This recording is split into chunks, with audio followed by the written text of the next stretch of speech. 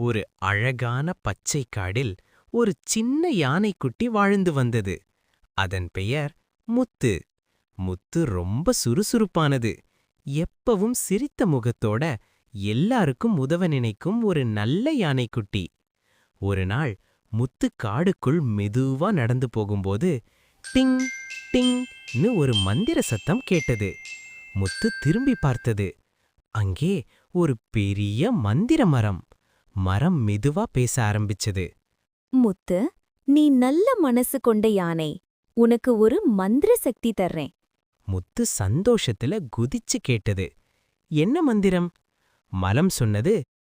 நீ யாருக்காவது உதவி செய்தா அங்க ஒரு அழகான மலர் மலரும். அந்த நாளிலிருந்து முத்து எல்லாருக்கும் உதவிச்சு. பறவைக்கு தண்ணீர், அணிலுக்கு உணவு, குரங்குக்கு பழம். ஒவ்வொரு உதவிக்கும் அழகான மலர்கள் மலர்ந்தன. காடு முழுக்க மகிழ்ச்சி பரவிச்சு. எல்லா விலங்குகளும் சிரிச்சு மகிழ்ந்தன. அப்ப முத்து மெதுவா சொன்னது, நல்ல மனசுதான் அதிக பெரிய மந்திரம்.